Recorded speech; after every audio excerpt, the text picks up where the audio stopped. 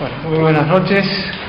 Como indica el tema a desarrollar sobre el orden natural y la Sagrada Escritura, es decir, cómo presenta la Sagrada Escritura,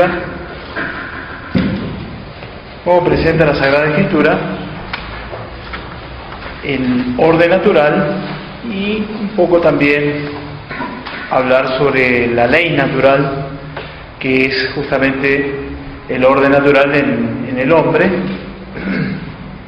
ya que las leyes que rigen a las cosas de la naturaleza se les conoce así como orden natural.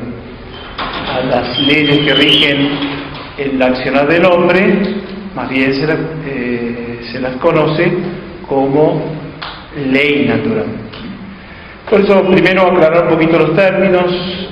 Ya han tenido ustedes una exposición sobre el orden natural, por eso no me voy a detener mucho, pero aclarar un poco los términos para que se tenga bien en claro qué es lo que queremos decir cuando decimos que en las Sagradas Escrituras se da el orden natural y la ley natural. Las terminologías, sea Biblia, ¿qué es lo que es la Biblia o Sagrada Escritura? Es el libro por antonomasia, es el libro por excelencia, que se considera como un libro humano divino, es decir, no es solo un libro humano o solamente divino, sino humano divino. Por lo tanto, se considera que es escrito inspiradamente por Dios, pero no solo por Dios, sino también por los hombres, por los hombres y para los hombres. Por eso que la Sagrada Escritura, la Biblia, presenta esa adaptación que Dios ha hecho de la cultura del hombre y que se remonta a distintas épocas. Pensemos que la Sagrada Escritura se escribió a lo largo de 1300 años.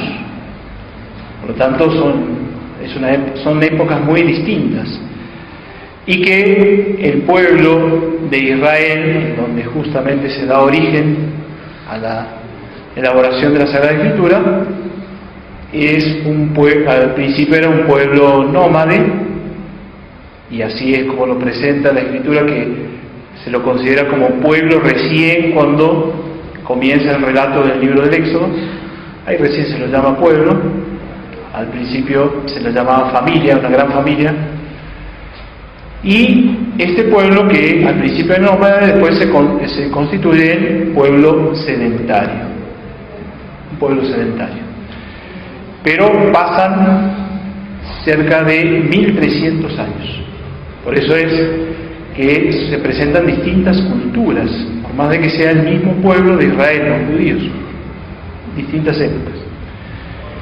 Dios hace con su pueblo, para comunicar su palabra, lo que se le dice en Biblia, en teología, una sincatábasis. Justamente esas palabras vienen del griego, que quiere decir con descender. Sin es con, me parezca todo lo contrario, y catábasis es descender, condescender. Dios se abaja a la cultura de un pueblo y de todos los pueblos, en definitiva, para hacer su revelación, para revelar al hombre los grandes misterios que están contenidos básicamente en la Sagrada Escritura, en la Biblia. La Biblia, entonces, decíamos, es esencialmente la palabra de Dios, pero que utiliza a hombres. Estos hombres se los llama en Sagrada Escritura agiógrafos. Otra palabra que se utiliza del griego, en realidad son dos palabras del griego: hagios, que es santo; grafón, que son palabras que utilizamos nosotros en castellano. Por ejemplo, cuando van a una biblioteca, ustedes van a encontrar que se dice, para la vida de los santos, hagiografía. Habrá que ver qué bibliotecas, las bibliotecas grandes, importantes, hagiografía. ¿Qué significa escrito de los santos? Y la palabra grafo la utilizamos muchísimo, caligrafía, grafología, etc. Por lo tanto, Dios hace uso, por decir así, de hombres para escribir la Sagrada Escritura, que son los agiógrafos. Son instrumentos, pero no instrumentos inertes, como son las cosas inanimadas, las criaturas inanimadas, sino que son instrumentos libres. Los agiógrafos son instrumentos libres. Y que por lo tanto, a su vez, además de Dios adaptarse a la cultura de un pueblo, también se adaptan a la cultura personal de cada uno de los agiógrafos, que son numerosísimos. Bueno, los libros son 73, hay mucho menos en número con respecto a los agiógrafos, porque hay algunos que escribieron varios libros. Pero la cultura de cada uno de esos hombres, como les decía, pertenece también a distintas épocas. Y el tema de la Biblia, entonces. La Biblia, la palabra Biblia viene del griego biblos, aunque les parezca extraño, biblos en griego es un vocablo femenino, es femenino, que en plural se dice Biblia, o Biblia, mejor dicho, se dice Biblia en griego. De ahí que los latinos, para designar a las escrituras sagradas, utilizaron ese término griego en plural, Biblia, y llamaron a las Sagradas Escrituras Biblia Sacra. Pero en el caso de los latinos, lo utilizaron en singular. Los griegos, al decir Biblia, es plural, ¿no? Libros sería para nosotros, pero los latinos decían Biblia Sacra, en singular. De ahí pasa a lo que se le llaman las lenguas romances, es decir, las lenguas modernas, que según la traducción, bueno, pasó a llamarse Sagrada Escritura, Biblia Sagrada. Expresión Sagrada Escritura es propia de los griegos, viene de los griegos, basándose mucho en lo que la misma Sagrada Escritura dice. De hecho, la Sagrada Escritura, para referirse al Antiguo Testamento, dice Escrituras, muchas veces. Cuando dice Escrituras, se refiere a todo lo que nosotros le llamamos el Antiguo Testamento. Este es con respecto a lo que es la Biblia. Biblia entonces es un conjunto de libros, y que la Iglesia ha catalogado y que ha dado justamente una definición oficial, aunque parezca también muy extraño, pero fue justamente en el Concilio de Trento. Antes existían listas aceptadas por todos, pero no eran listas oficiales de la Iglesia oficial, universal. Esto se da recién en el Concilio de Trento como dogma, en el año 1645, creo que es 1645, en el Concilio de Trento. Se da la promulgación de una lista oficial, es el catálogo. Eso es lo que se le llama canon. Y de ahí que nosotros a los libros sagrados le decimos también libros canónicos. Los libros canónicos. Bueno, no me voy a detener mucho más. Canon quiere decir regla, norma, ¿no? Y justamente venía de la palabra caña, porque antes se utilizaba una caña para medir cosas. Ahora utilizamos otros parámetros. La wincha, creo que dicen acá, ¿no? El centímetro, etc. El metro para medir. Bien, entonces esto es la Biblia, un libro inspirado por Dios, pero el principal autor de la Biblia es Dios, pero tiene autores humanos. De ahí la complejidad. Esto lo digo porque se presenta una complejidad después a la hora de hacer el análisis del texto sagrado. cuáles son las huellas divinas, cuáles son las huellas humanas y cuáles son las huellas comunes. Se puede analizar de ese modo: huellas comunes, o sea, huellas humano-divinas; huellas divinas, exclusivamente pertenece a Dios, como por ejemplo el tema de la tipología. La tipología es la figura. Tipos quiere decir figura.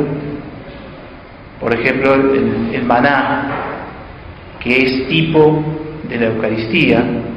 ¿Eso lo consideró Moisés o no lo consideró Moisés cuando lo puso por escrito?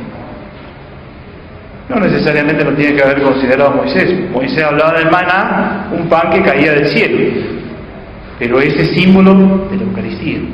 Bueno, eso es propio de Dios, única y exclusivamente de Dios. Moisés lo pudo haber conocido por revelación, pero no necesariamente.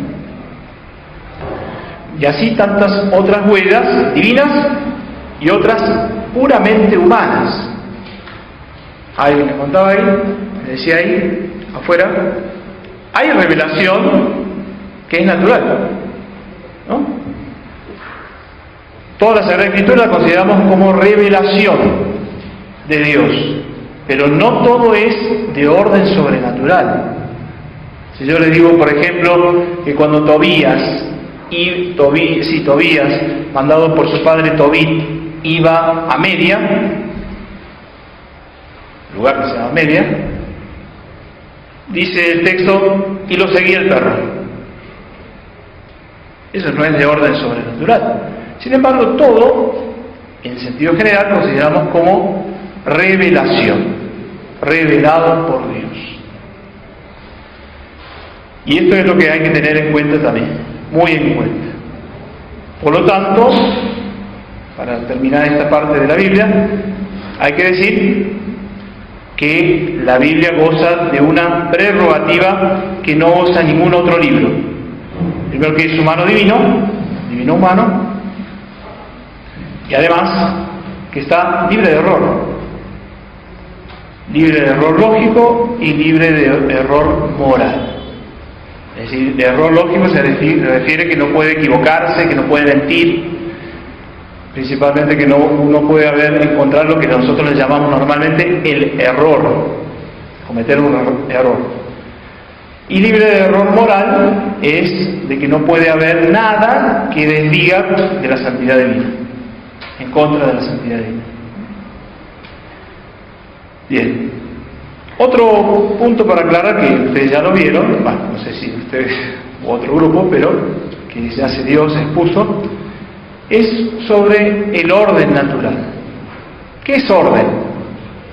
Según lo que dice Santo Tomás en Contra Gentiles, en su exposición filosófica, Santo Tomás tiene dos grandes obras, una teológica que se llama Suma Teológica y otra filosófica que se llama Contra Gentiles.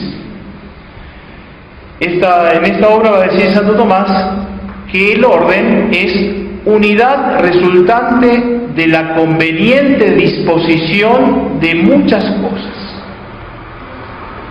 Es una unidad que se da cuando las cosas están bien dispuestas. Ahí decimos que hay un orden.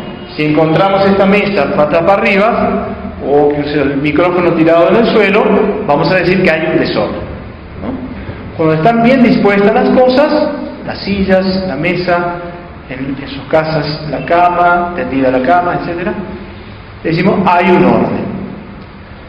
Ese es el orden del que se pretende hablar.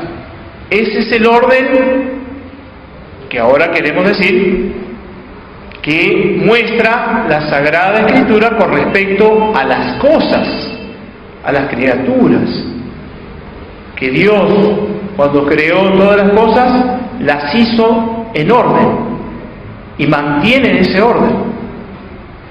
Hasta ahora sorprende incluso el curso de los astros, de los planetas. Hasta los mismos científicos se sorprenden porque siguen un curso con exactitud milimétrica. Bien, hay un orden. Quien lo niega es precisamente, como decimos nosotros, no hay peor ciego que el que no quiera ver. Es porque no quiere ver la realidad de las cosas. Vemos que a lo largo de la historia, desde que se creó la vaca hasta hoy, de la vaca nace un ternero, no nace un elefante. Bueno, etcétera, etcétera. Se mantiene el orden en todas las cosas. Cuando no se da esto, decimos hay una anomalía, hay un desperfecto, hay un desarreglo, un desorden en las cosas. Ahora, en la Sagrada Escritura, ¿qué textos nos muestran a nosotros que hay un orden en la creación? Justamente el libro del Génesis, en el capítulo 1. En el capítulo 1 del libro del Génesis, que es el primer relato de la creación, también podríamos mencionar el capítulo 2, que es el segundo relato de la creación, vemos que hay un orden perfecto en todas las cosas. Aunque en el versículo 2 ustedes van a encontrar que se diga que la tierra era caos y confusión. Caos y confusión. ¿Qué se quiere decir con esto? ¿Que cuando Dios comienza a realizar las cosas todo era un desastre, un desorden? No. El autor sagrado, que es Moisés, pretende hacer un relato ordenadamente, progresivamente, de lo menor a lo mayor. Eso es lo que quiere hacer Moisés al escribir el libro del Génesis. Y quiere destacar algunas cositas. Cómo las cosas se van dando paulatinamente. Lo hace de modo catequético. Por eso que lo explica así.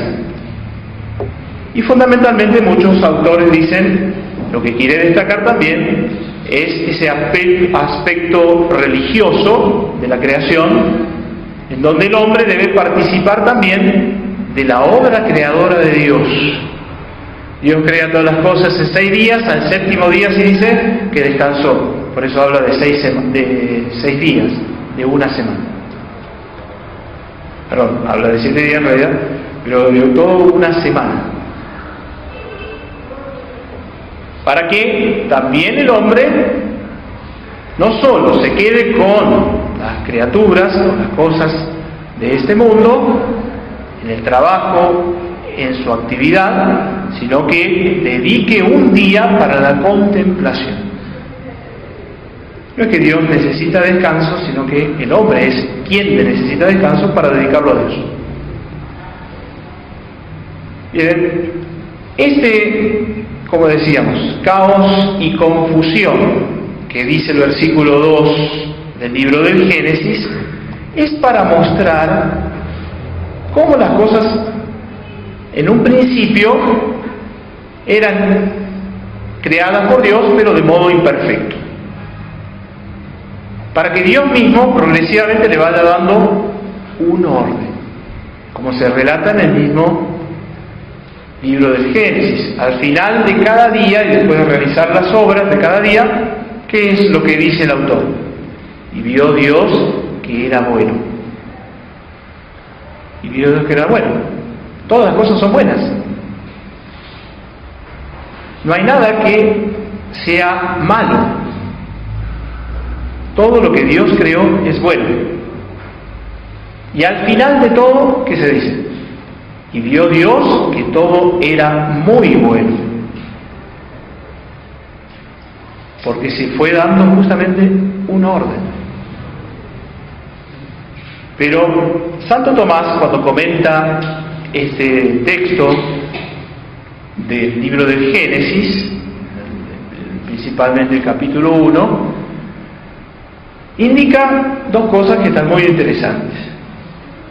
Dice que el autor sagrado, en una primera instancia, habla de lo que se le conoce como opus distinctionis, es decir, la obra de distinción que Dios hace.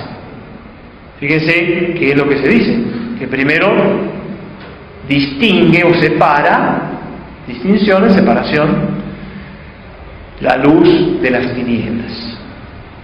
Se dice que crea la luz, pero no se dice que crea las tinieblas. Y así va separando todo. Separa las aguas de arriba, de las aguas de abajo, separa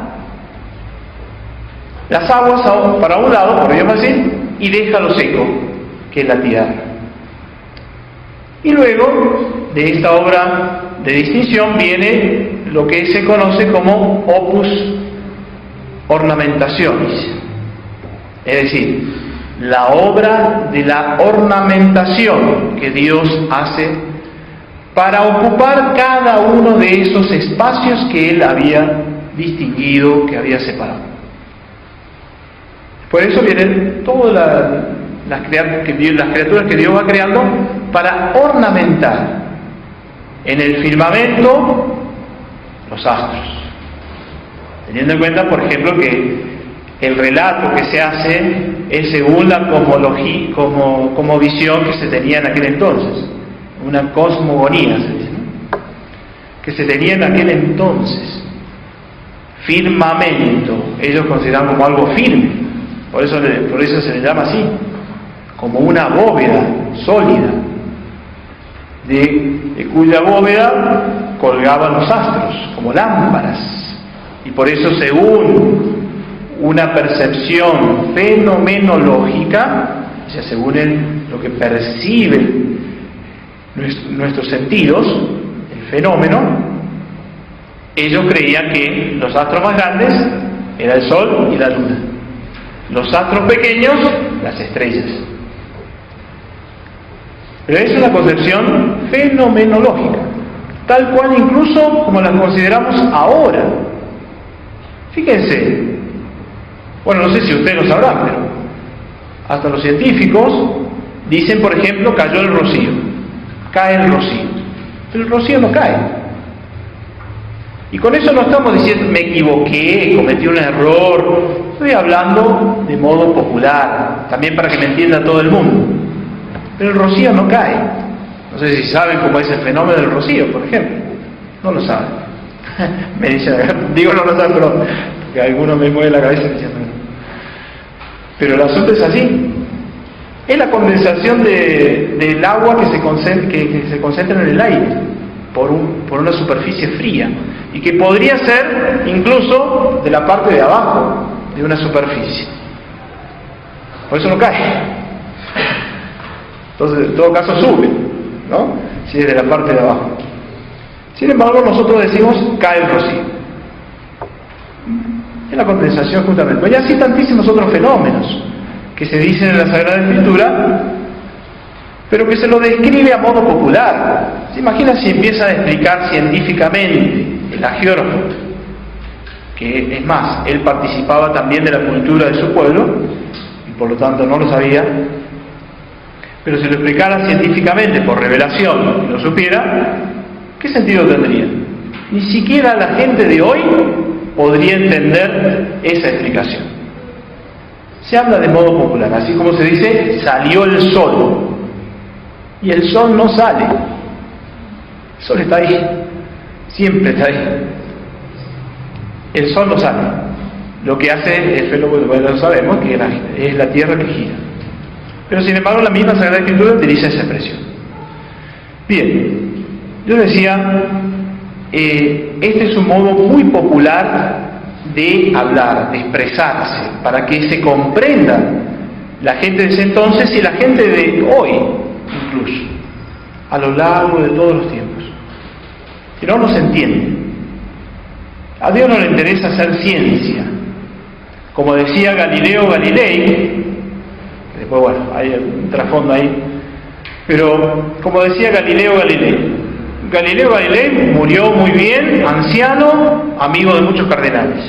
Así que dejen de lado esas leyendas negras que se dice que la Iglesia lo condenó y por eso murió. Nada que ver. La cuestión es que Galileo Galilei decía, Dios nos enseña cómo se va al cielo, no cómo va el cielo. A Dios no le interesa, o sea, cómo sabe el curso de los astros. A Dios no le interesa enseñarnos a nosotros ciencia, porque eso no sepamos, no nos sepamos, o nos podemos condenar o nos podemos salvar. Es indistinto para nosotros. Lo que no es indistinto es cómo nosotros tenemos que hacer para ir al cielo. Y eso es lo que Dios nos enseña en la Sagrada Escritura. El relato entonces muestra ese orden que Dios establece en todas las cosas. Otro texto que también nos muestra esto es el libro de Sabiduría, capítulo 11, versículo 20, según la Biblia de Jerusalén. Aquí tengo la Biblia Nácar Colunga, que es versículo 20. Es decir, capítulo 11, Sabiduría 11, versículo 20, que dice, tiene la letra chiquita, por eso me tengo que sacar. Aquí dice 21, 11, 21. Dice, leo la última parte porque se está refiriendo a los egipcios, ¿no? Y cómo Dios no los castigó a los egipcios como debería castigarlos. Y dice al final de ese versículo, pero todo lo dispusiste con medida, número y peso. Todo lo dispusiste con medida, número y peso. ¿Y esto qué nos está diciendo? Es como cuando decimos nosotros una tercera dimensión. O sea, no es dos dimensiones, un plano, sino una tercera dimensión, es completo. Las expresiones que se utilizan en las Sagradas Escrituras, es lo que decimos nosotros, son expresiones semíticas. Son expresiones propias de estos pueblos orientales que están expresando una totalidad. Cuando dice, se ofrecerá un sacrificio desde el amanecer hasta el ocaso. Siempre se utilizan a veces esas expresiones de totalidad, de un extremo a otro. Y aquí también se está indicando eso, de que Dios ha creado todas las cosas en un perfecto orden. Dice medida, número y peso, no desordenadamente. Por eso decía Newton que Dios es el gran matemático. Ellos que eran físicos matemáticos se admiraban del perfecto orden, no de haber creado las leyes, sino simplemente descubrirlas, porque ya están desde la creación, esas leyes físicas, porque Dios las ha creado, Dios las ha establecido de ese modo. En número, en medida, número y peso, ha establecido todas las cosas. Otro texto también que se puede ver, en donde uno puede entonces entender de que es Dios quien ha establecido todas así las cosas con perfecto orden, con perfecta medida, número y peso, es el libro de Job. Hay varias partes, simplemente menciono el capítulo 38 de Job. Cuando comienza a hablar Job, pero después interviene Dios y lo reprende a Job, porque estaba un poco cuestionando la actitud de Dios. No es largo el capítulo, no lo vamos a leer todo, pero una partecita como para que tengamos idea qué es lo que se dice aquí. Empiezo a partir del capítulo 4 para dejar de lado un poco la introducción. Dice, ¿dónde estabas al fundar yo la tierra? Indícamelo si tanto sabes. ¿Quién determinó, si lo sabes, sus dimensiones? ¿Quién tendió sobre ella la regia? ¿Sobre qué descansan sus cimientos? ¿Y quién asentó su piedra angular? Entre las aclamaciones de los astros matutinos y los aplausos de todos los hijos de Dios, como aprobando la obra divina, ¿no? ¿Quién cerró con puertas el mar cuando impetuoso salía del seno y dándole yo las nubes por mantillas y los densos nublados por pañales. Bueno, y sigue.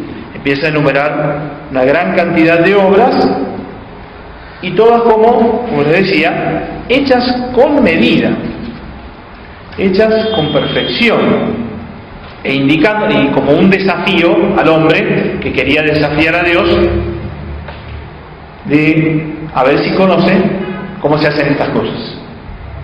Ahí está la perfección de la obra creada por Dios. Y eso es lo que nosotros llamamos orden natural.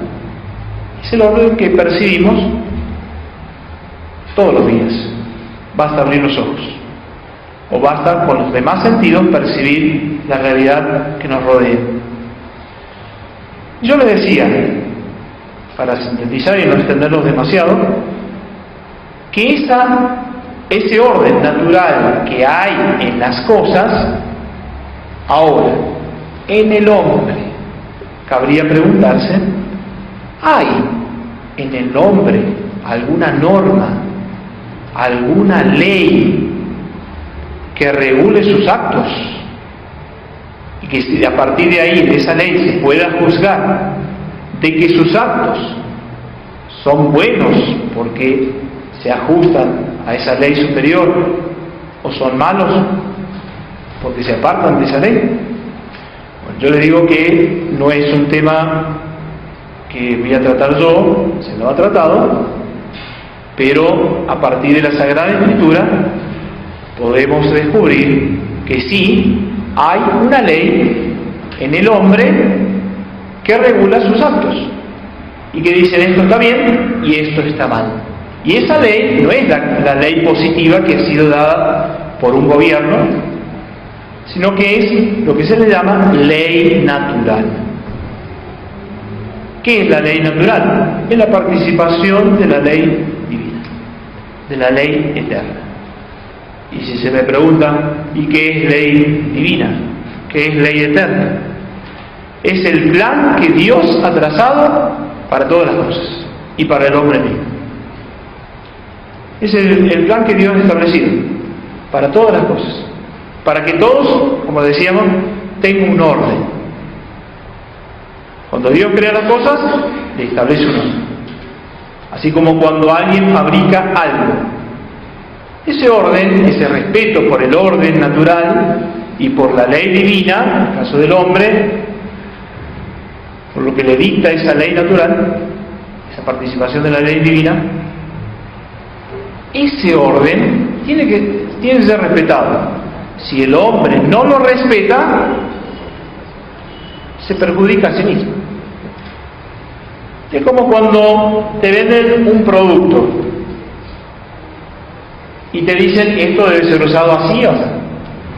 No respetas el orden que ha establecido el fabricante de ese producto, esa cosa no va a funcionar, no te va a servir. Te podrá servir para alguna otra cosa, sí, le podrás dar algún otro uso si quieres, pero según el orden establecido por ese fabricante no va a poder ser usado. Lo que decimos siempre es un automóvil, nos dice echarle gasolina, le echamos agua, echarle aceite, le echamos gasolina, etcétera. Evidentemente el carro no marcha.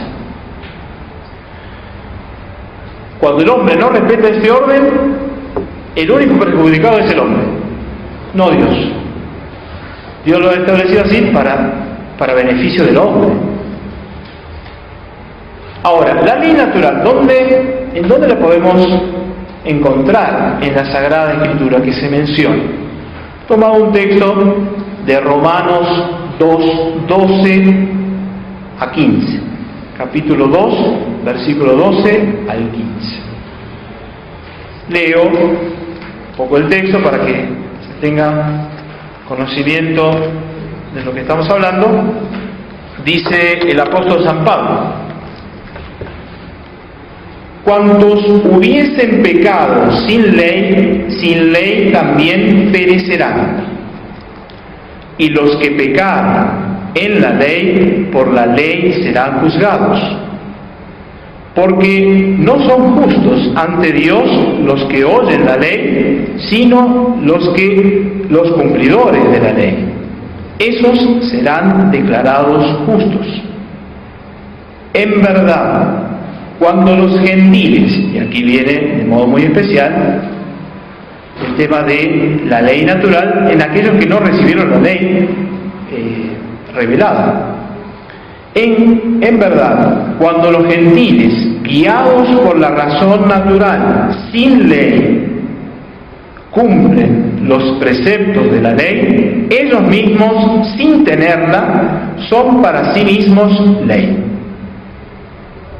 Y con esto muestran, y aquí viene justamente la fuerza del argumento, y con esto muestran que los preceptos de la ley están escritos en sus corazones, siendo testigos su conciencia y las sentencias con que entre sí unos y otros se acusan o se excusan.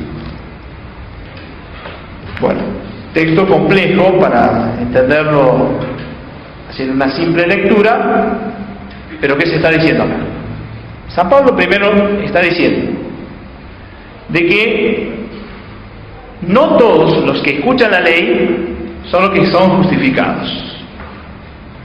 Podríamos indicar varias cosas con lo que refiere a ser justificados, salvados, podemos decir, quedar en gracia de Dios, etc. No todos los que escuchan son justificados, sino aquellos que la ponen en práctica. Lo que quiere resaltar es esto: los judíos se jactaban de poseer la ley, que otros pueblos no la tenían. Se refiere aquí a la ley revelada. Pero no todos los que están así se justifican. Los judíos no se justifican por ser judíos, a eso va, sino por poner en práctica la ley. Y a su vez indica de que hay otros que no tienen ley, que son los gentiles. ¿A qué ley se refiere San Pablo? San Pablo se refiere justamente a la ley mosaica. ¿Qué quiere decir esto?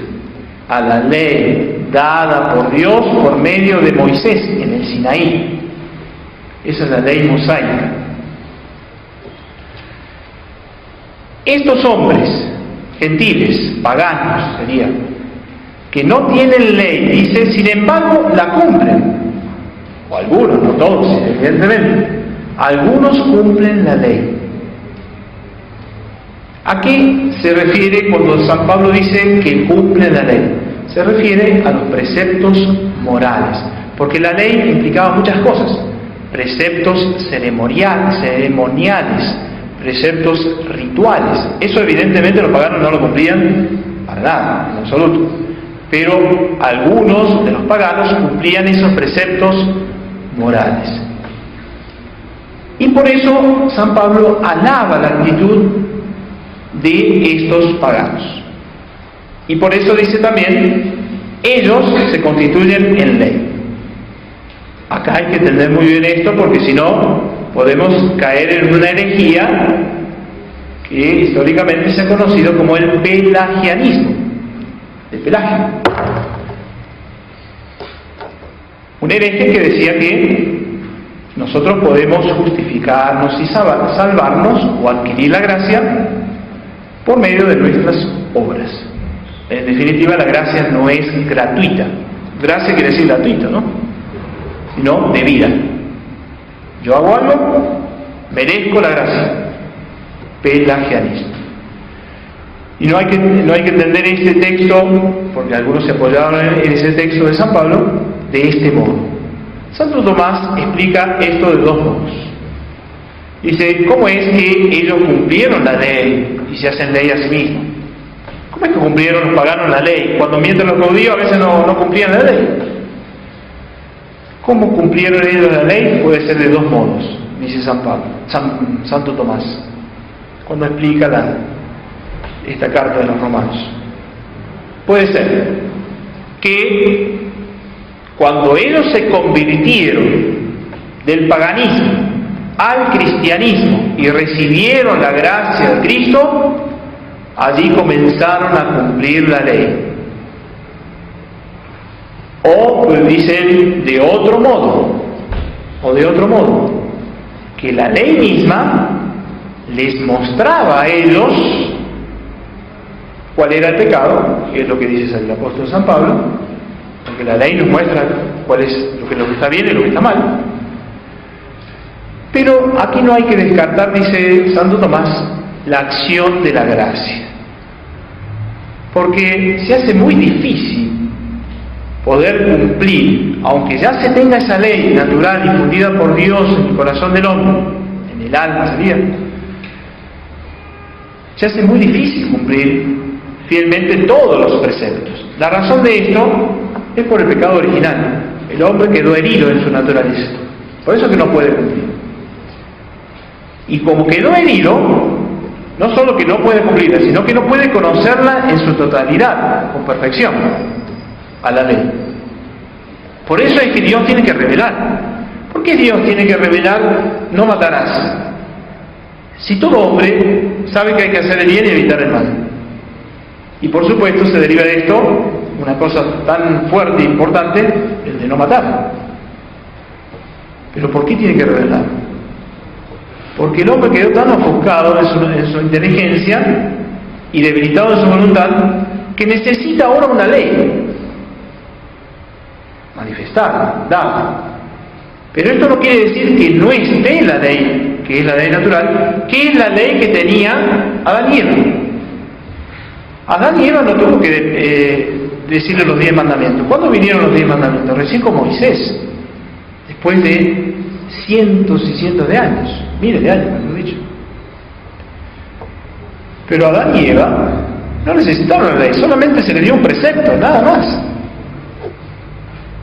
No comerás de este árbol que está en el medio del jardín, el árbol de la ciencia del bien y del mal, porque el día que comieras de él morirás. Como una prueba, como un signo para que ellos fuesen sumisos a Dios.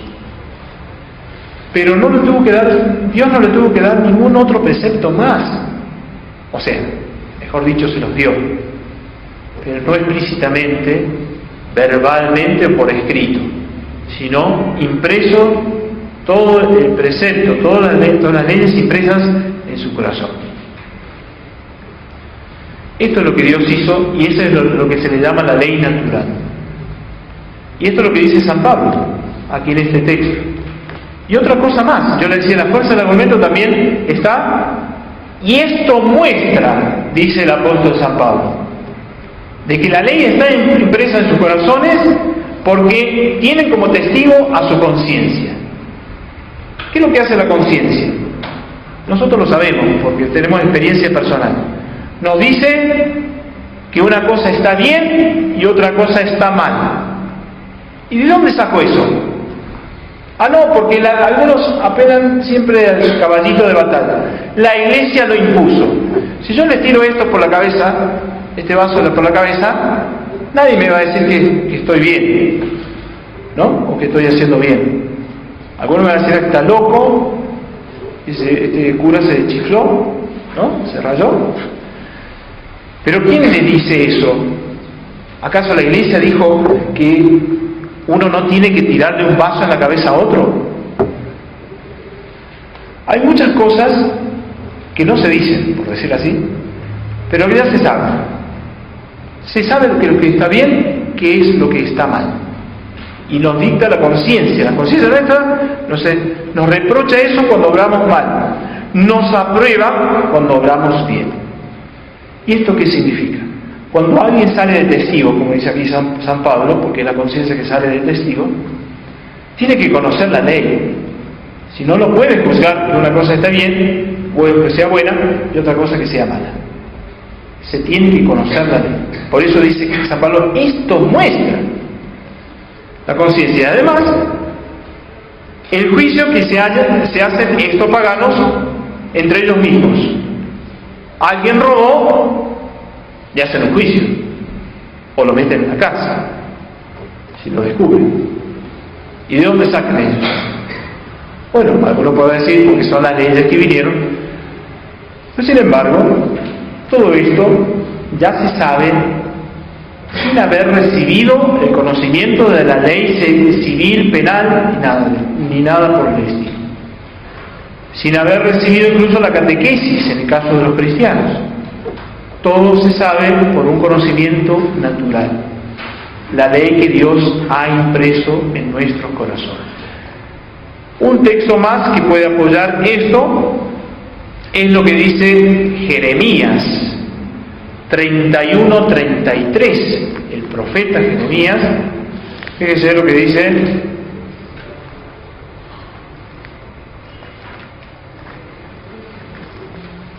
A ver, acá está. Jeremías, decíamos 31-33. He aquí que vienen días, oráculo de Yahvé, en que yo haré alianza con la casa de Israel y la casa de Judá. Perdón, estaba en 31. En el 33 dice, porque esta será la alianza que yo haré con la casa de Israel, después de aquellos días, oráculo de Yahvé. Yo pondré mi ley en su interior y la escribiré en su corazón, y seré su Dios y ellos serán mi pueblo. Pondré su ley en su corazón. Dios imprime la ley en los corazones, en el interior del hombre. Esa es la ley natural. Ya no se necesitará la ley escrita. La ley, como le dije, escrita, como dice el apóstol San Pablo, a su vez los mismos profetas decían, no escrita en tablas de piedra, sino escrita en el corazón de los hombres. No una ley que sea vista de modo material, sino una ley que se la conozca espiritualmente. Evidentemente se distingue de la otra ley, la ley mosaica. O puede ser la misma, en muchos de los casos, muchos aspectos, porque esa ley no es que quedó totalmente abrogada. Nosotros hablamos de los 10 mandamientos y fueron dados al pueblo de Israel por Moisés. Desde aquel entonces tenemos los 10 mandamientos. Una ley que puede ser también entendida que se da de otro modo, no ya puesta por escrito, sino en el interior del hombre. Pero porque ahora se habla de como si fuese algo nuevo, porque el hombre, después del pecado, necesitó justamente conocer esta ley por revelación. Hay hombres que no conocen. Santo Tomás dice, se podría llegar incluso no solo a los preceptos primarios por el conocimiento, sino incluso a los preceptos secundarios, a los que se siguen de esos preceptos, como es, por ejemplo, y algunos dicen, y por eso lo niegan, como es la indisolubilidad del matrimonio. Eso el hombre, por la razón natural, lo podría conocer. ¿Y por qué algunos lo niegan y otros ni siquiera lo conocen? El entendimiento humano quedó un poco debilitado, cegado por el pecado original. Y la voluntad misma debilitada para poder cumplir lo que nos dicta la razón. Y por eso que necesitamos, también hay que decir esto, necesitamos la ley para conocer, pero en cierto modo, en algunos casos, como no falta docilidad, algunos lo conocen y siguen dócilmente, otros no, la ley sirve entonces para coaccionar.